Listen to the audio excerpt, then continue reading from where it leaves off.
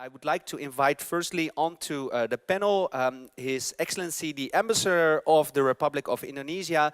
An applause for Arif Havas Ugroseno.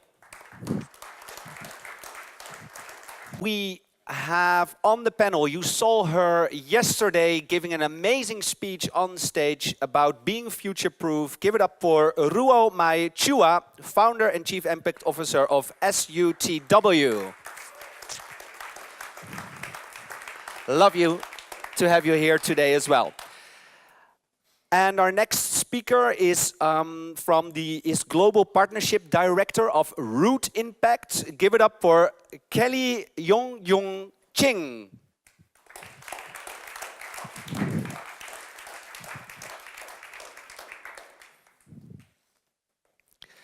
Okay, and well, then I would not say that like the boring part of this panel is going to be announced, but no, they are our local heroes. They are the investors here in Berlin. So please give it up a very big applause. Jan Cayo Fiebig, 3B Ventures.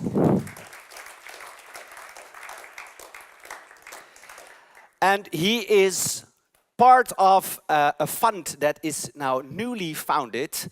And they focus on investing relations between China and Europe, but here from Berlin. Give it up for Marius Saving of Awesome Capital.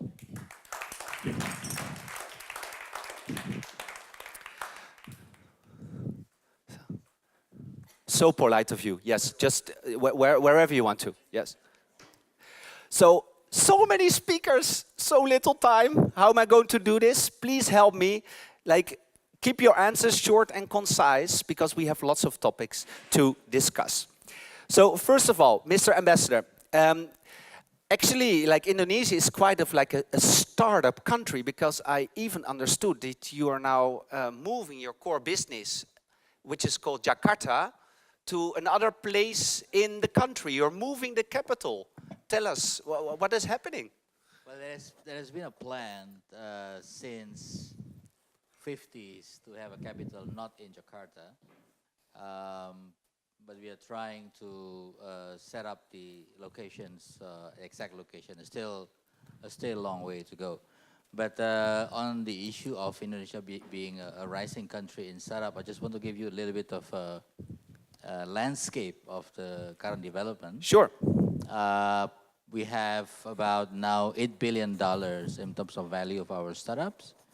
And McKinsey issued a report, Digital Archipelago, and in 2022, it is projected that our value will be around $65 billion. And the most interesting aspect of Indonesian startup is that 35% is women. So this is a very unique country. So imagine for a second, 35% of $8 billion business in Indonesia in the online startup, it's women in the largest Muslim country in the world with 265 million populations and 185 million Muslims. So it's a very clear, unique standing of social impact as well as the economy impact itself. Yeah, so how to best collaborate between Berlin and Indonesia, because you're here, but yeah. I guess you have more stuff to do than only minding business with the startups. So we have a structured approach. We have the German accelerator, the Asia Pacific Berlin in Jakarta from the mayor's office. And what I'm looking is at much more feasible. People talking about Google Office in different parts of the world. But our collaborations, Berlin, Indonesia, Asia Pacific, and Berlin and Europe, it's only probably in this room and some few people, but it's not really feasible. So I'm proposing here to establish a German Indonesia, for instance, in Indonesia, German Indonesia Startup Academy. So you have a specific building, a place where you can actually exchange ideas is much more wider and deeper. Wow, that is amazing. Yes. What a good initiative. And you announce it here today. Yes, just this morning I found it actually. Great, great. Yeah, I'm really sorry we have little time, but you will stay here. So if people want to know more, then they come up to you. So the general question is, like, how can we collaborate even more and profit from the knowledge that we all have, the insights on the local ecosystems?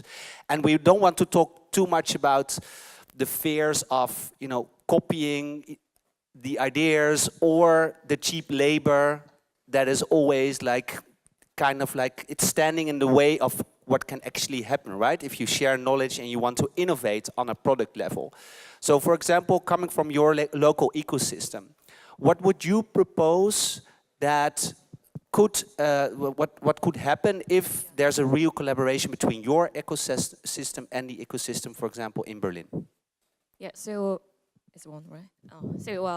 Root to Impact is a nonprofit organization and impact ecosystem builder in Korea and beyond.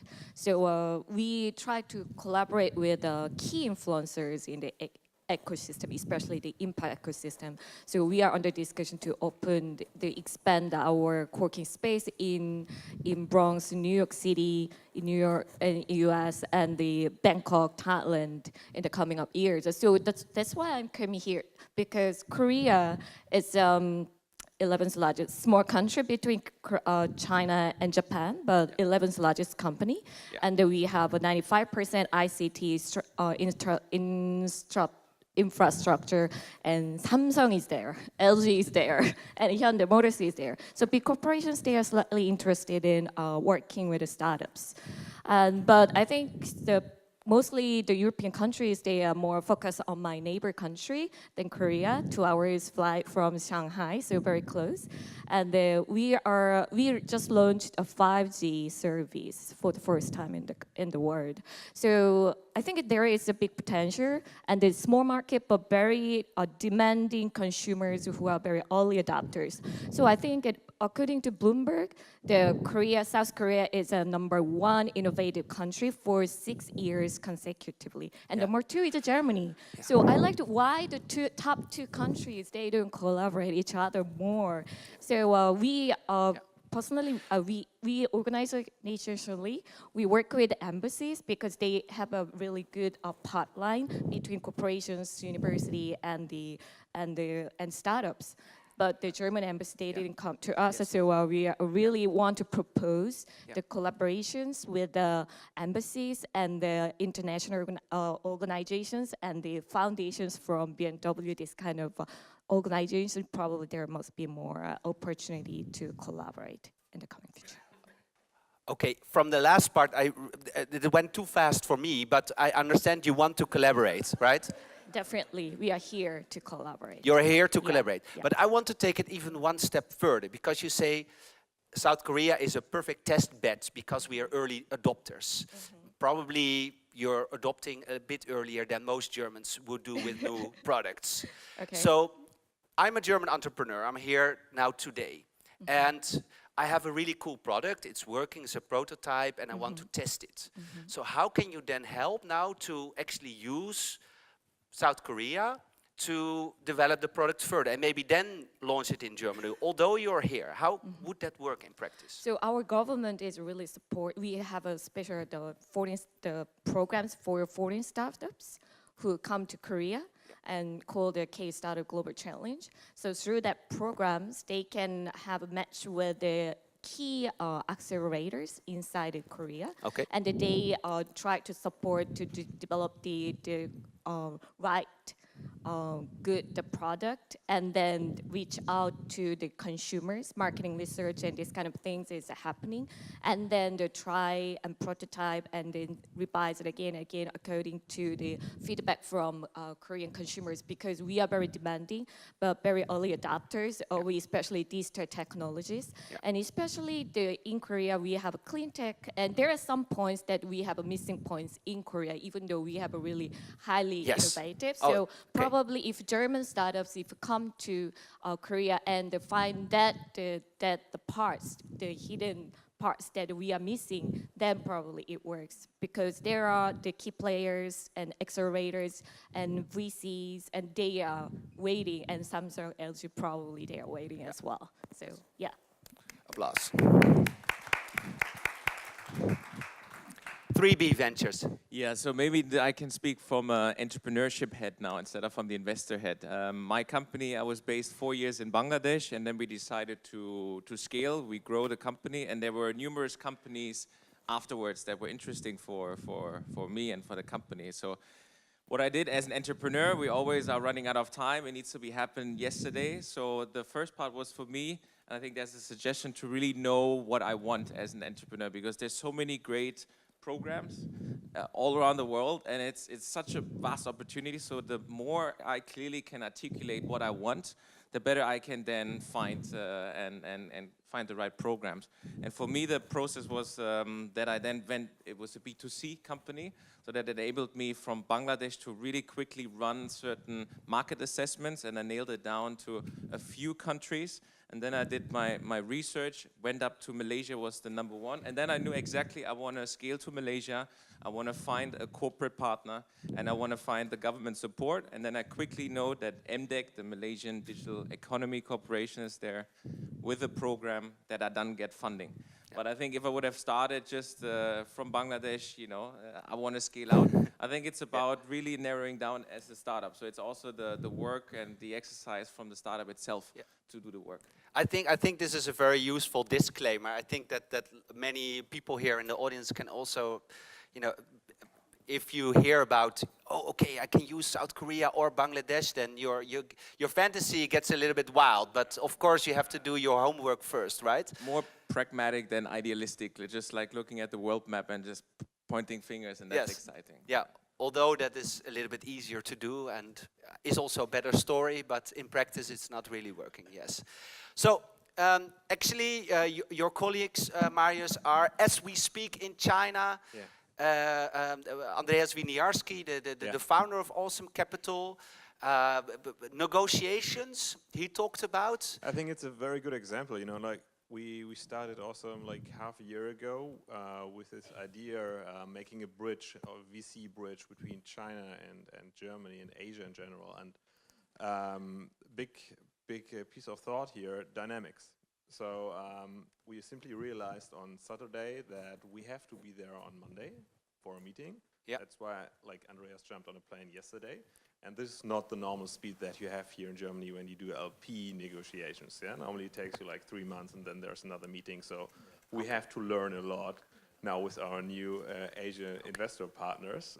So you know, because we you're learn every day in a way. your Chinese possible LP, so limited partner in the funds, because investors also usually have to raise funds. You know this. They My have life to is raise always funds fundraising, you know. 11 years entrepreneurship, now fundraising. Yes. It's always Yeah, but they demanded you to be there in 1 day. If you want to close the deal, be there. It was important to go there, and it's normal. And simply, but those dynamics and the expectancy are totally different. But also you see it also in the startups. So I will later see a startup with a mixed founder team, a Chinese and a German founder. They have an office here and one in Beijing. Yeah. And also there, the dynamics are in a way Asian dynamics. So it's faster, it's way more agile, and simply problems are not seen as the large problems as we perceive them sometimes here. So currently, I have to say, I learn a lot from our new Asian connection, to be honest. Okay, and then you talk about pace, if I understand correctly, and what else? Flexibility. Flexibility. Flexibility in problem solution. Yeah. But you know, obviously there are always then sometimes the stuff is not happening in our normal structured way, like in a German structured way. Yeah. So we have to adapt, but we are a mixed team in the fund. Yeah. So it's a learning process, but at the end, you know, what is just said about the founding team of our fund, but also of the startups that we are currently looking at, it's the biggest example of the collaboration. Because I think 5 years ago, there were a lot mixed founders teams, and now it starts. Yeah. And this is kind of the proof that there is a good collaboration, because when you start to have, you know, not this, okay, I have my office there, I have some people doing the coding there or something, but you have mixed founding teams on a product level. This is the momentum that you need to see to have like on an eye-level collaboration between different startup nations, from my perspective. So I will come to I save always the difficult questions for you. So this is why I skipped you in the middle. Sorry. So but we a little bit more facts because there are also journalists here. So when the LP is in the fund, because you still have to announce the amount that you have raised, right? So we don't give figures out right now. now. Come on! What is the? I mean, it will be a mild addition to the Asian ecosystem, but probably a significant addition to the German venture capital ecosystem. Okay. I will let you know first. I don't believe you. I don't believe you. Yeah, okay. So the difficult question is, and that is really, I mean, still, I think for me the general question throughout this whole week is because we exchange so much knowledge, but the answer on the question for me, or the question is, if you then work together, what can happen on a product innovation level that is really different from if you would found a company in one country or another country? Because this for me is still a black box. Because of course there are accelerators, capitals, but as you stated correctly, you first have to have a very clear problem definition and then find another country to test it in or to... So that question is actually still for you. I asked it yesterday, you had time to think about it. But I mean, Singapore and Berlin, you're traveling around Asia on a product level. What products can be launched by working together on an international level in Asia and in Europe? Yeah, so I actually wanted to jump onto what my fellow panelists said. So no plug from Singapore, okay? But if you want something that is not immediately very risky, you don't want to go to Asia level 10, come to Singapore. So for real, we speak English. 75% of Southeast Asia's venture capital funding is still done in Singapore, right? You want to test bed it in Singapore, use it as a launchpad to our neighbors in Indonesia, in the Philippines, in Thailand. Just last year, Singapore launched the Global Innovation Alliance. 8 countries, Germany is the most recent addition, and through German Accelerator, for example, opening doors. So to answer your question, what can we do on a product innovation level? I think what we can learn from Germany, Berlin, and other parts of Germany that focuses on industrial innovation is shifting a little bit away from just platform tech apps, going into deep tech, which is what Singapore is also trying to go deeper into. So we speak to quite a few VCs, for example, Christopher Quack of Thrive Ventures, who goes around the Asia-Pacific region, and he says the time for platformization is over. We need to go towards products. And I think that's where we can really tap on the big boys like Siemens and Heiser and that kind of innovation level. Yeah. And what interesting developments are there then in Singapore or in Asia on a deep tech level? So it's interesting, yeah, Mittelstein area. So in fact, you know how we have all of these digital innovation summits? Singapore has launched Hello Tomorrow, which brings PhDs, for example. We have our own agency called SG Innovate, which focuses on robotics, on AI, but also really just science, medtech innovations, asthmatic devices, things that are beyond wearables. So I feel like, again, it's very nascent. Yeah. Mr. Ambassador, sectoral approach within this announced initiative, what kind of areas do you think that will become most interesting to discover? I think in general people talk about the area of travel, for instance, or fashions, but there is new factor I think that we can think through, the environment, the circular economy. 2 days ago, I was in a conference with the German Minister of the Environment about the marine plastic debris. And we have a colleague from Indonesia who is here, and he's making a package from seaweed. Okay, please stand up. Where are you? Over there. Big applause. Yes. So it's packaged from seaweed. You can actually eat them. Okay, cool. So the question then is how to industrialize it, level it up, scale it up, and German with the industrial engineering, industrial design, the Mittelstand. The big boys, Siemens, I think they can live by themselves, you know. Yeah. we work with the big boys on. I mean, Siemens already talked about geopolitics, so it's beyond even this room. So what we need to do is to have a connection between this industrial scale that you have in Germany and an idea on the environment. Also, we have, for instance, from Indonesia, a colleague who's done, in order to reduce the carbon footprint, he invented a leather made out of mushrooms. Okay, also here? Also here. Yes, okay, mushroom woman. Yes, Mushroom okay, cool. He's going to have a permanent exhibition here in Germany, his products. Cool. So, but again, the problem is scaling up at the industrial level. Yeah. So circular economy environment is a new thing in the future. So great ideas from different parts of the world.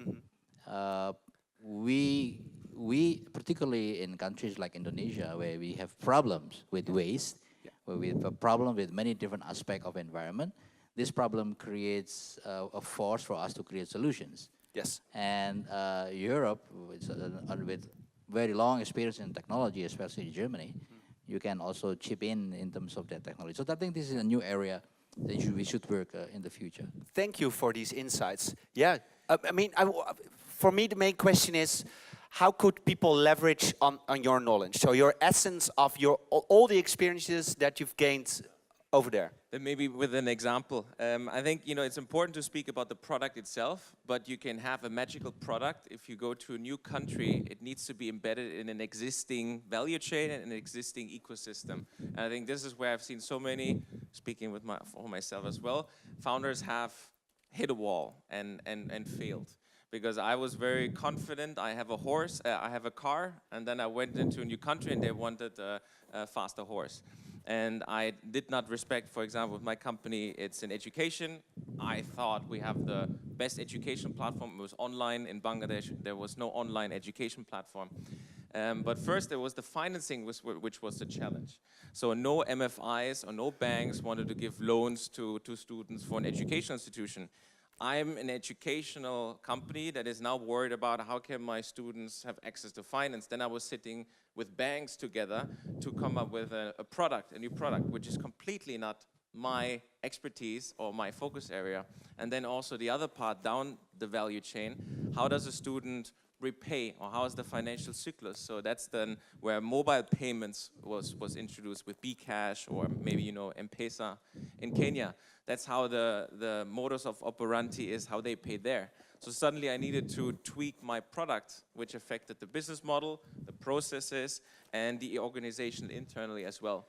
So I think speaking about the product innovation, but I think it's also very important to look into the whole ecosystem and then how my partners locally can work with me, so I embed it into the value chain. But I mean, I understand this, it's a new market, but if you're developing something then actually together, because now it's you going into another market and learning about the new market. But you can also from here through video conferencing work together with entrepreneurs over there, and they can share their knowledge that you can then also use in Europe. Because when it comes to mobile first and payments, like Asia is far ahead of everything that is happening here, right? So I mean, have you gotten any experience with those kind of exchanges where there's really like a mutual innovation cycle going on?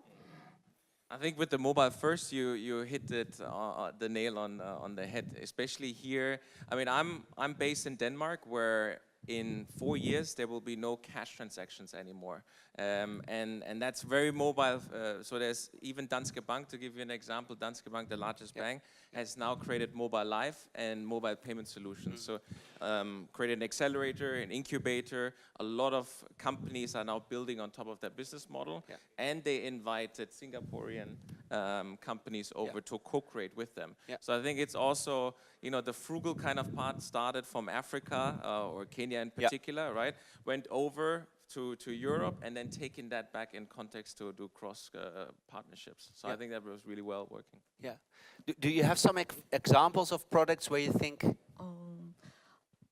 I should think about it, but at this moment, in Korea, we have big challenges. We are suffer from the air pollution and the waste management. So clean tech will be a big potential. And the Denmark embassy, they have an innovation center and already brought the 5 Danish startups to Korea. And they try to connect with the key partners to launch the products over there in the market. So this is a kind of a beginning stage that we try to find the collaborations with the European startups, which has a strong point in terms of clean tech. And also we have a K-beauty industry is a really huge, but the beauty tech is we need some more technologies to go to step forward. And also EduTech Korea is really obsessed in education, so we're using the technologies. We want to, mobile phone penetration is over 90%. So everybody has a smartphone and at least LTE speed. So it's a really big potential as well. And the circular economy has mentioned that waste management is a big challenges for us. So IoT technologies could be one option, and blockchain also. We have a huge growth in our ecosystem. So still the fintech, digital healthcare, this part is we still have some government regulations, but they are considering regulatory sandbox these days. So more support from the government. So there is this part could be a big opportunity for German startups to try to tap on in Korea. Great. Mr. Seider, because there's a very important question that was also in the preparation of this whole panel. Ladies and gentlemen, give it up for Rainer Seider, the organizer of this conference. Please stand up, Rainer. Come on. Don't be so shy. Yes. Because from a Berlin point of view, what can Berlin do? What programs do you offer? What ecosystem entry can you give for entrepreneurs coming from the Asia-Pacific region? So I think what we are seeing today, that's what we are doing, in Berlin, the Asia-Pacific Week, focusing on startups and connecting startup cities. So I'm very happy that it's so internationally from all German and Asian perspective here. Not just speaking about China, I think that's important. And so I'm very happy that Korea, Indonesia and Singapore is present on the panel today.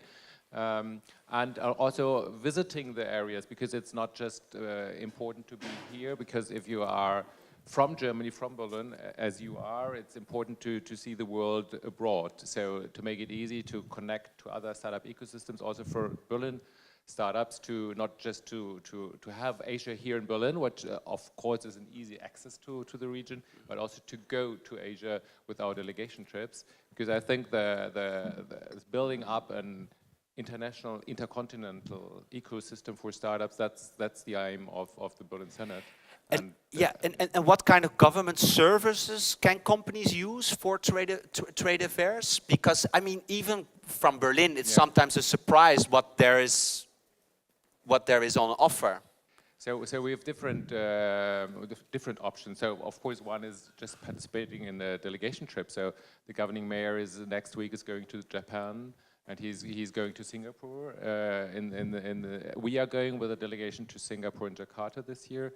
And to Delhi and Bangalore and to China. So connecting these ecosystems, we have signed with AMDEC a cooperation agreement last year with National Innovation Agency in Thailand. We have a cooperation also with the German accelerator in Singapore. So we try to really build bridges with the startups, with the facilitators, of course with BKRAF in Indonesia, with the city of Jakarta, which is a partner city, and we are celebrating 25 years of cooperation this year. So you see, it's lots of possibilities, and of course we have a program for internationalization in Berlin. So if you travel, if you go to a fair or travel within a delegation trip, you can take also the possibilities of this program. But so building infrastructures and giving financial support for internationalization, that's what we can offer. Okay, and entrepreneurs from the Asia-Pacific region can also come up to you now. They don't have to be shy approaching you. You will help them or get them to somebody who can help them? Yes, of course, and what is very special for our delegation trips, that even the delegation trips are not Berlin delegation trips, but it's international delegation trips. So within the delegation, you have participants from all our Startup Asia Berlin hubs. So from India, from the Philippines, from Indonesia, from Singapore. So if we often, for instance, visit to Singapore or Jakarta, it's not just for Berlin companies, but it's also for all Asian companies who are in our network already. So so we build within the delegation a small ecosystem in itself. And the people who are traveling together for a week or 10 days, they have afterwards a closer connection. And now we build up a network that's called Startup Asia Berlin Ambassadors. So not the politics, not the real ambassadors. I'm very happy that on my right side there are sitting two ladies who are Startup Asia Berlin ambassadors. So H. Kelly and Ruo-Mei, who are supporting our activities to networking between Berlin and the hubs of Asia Pacific. Okay, thank you so much.